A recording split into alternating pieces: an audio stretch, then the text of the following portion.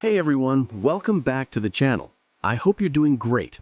Today we're checking out KDE Neon 6.5.2, and in this video, I'm going to walk you through the entire process, from live booting using a USB drive, installing it onto your system, and then updating it after installation using the Graphical updater.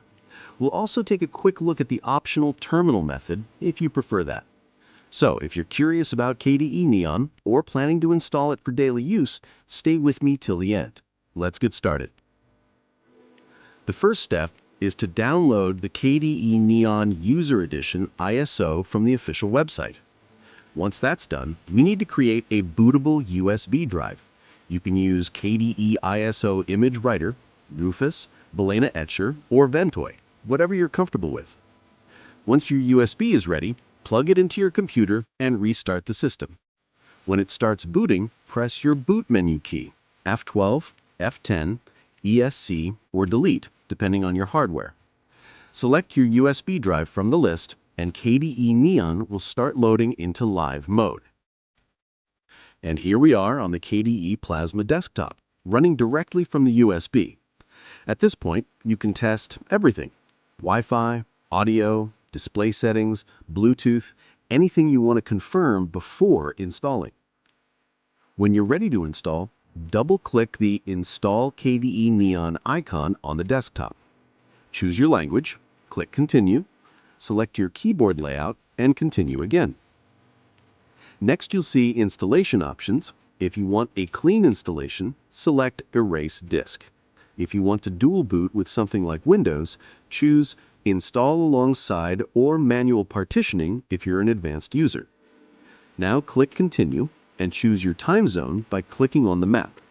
Then create your user account, name, username, computer name, and password, and click Continue. The installation will now begin, and it usually takes around 5 to 10 minutes. Once it finishes, click Restart Now and remove the USB when asked. And now the system will boot into KDE Neon installed directly on your machine. Awesome! Once the desktop loads for the first time, the first thing we want to do is update the system. KDE Neon gets frequent updates, so updating right away is important. You should see an update icon in the system tray near the clock. Go ahead and click it. You'll see a list of available updates. Click Update All or Install Updates. Enter your password if prompted, and let the updater finish installing packages. When everything completes, it will likely ask for a reboot. Go ahead and reboot the system. After reboot, congratulations! Your system is fully updated and ready to use. If you prefer using the terminal, open console and type sudo apt update, sudo full upgrade, sudo reboot. This is completely optional. The Graphical updater is more than enough for regular users. Now that everything is updated, take a few minutes to explore your system. Check display settings, sound devices, touchpad gestures, Bluetooth, online accounts, and themes. You can also browse the Discover Software Center to install applications and try out shortcuts like Alt-Space to open KRunner. And that's it. You've successfully live booted, installed, and updated KDE Neon 6.5.2.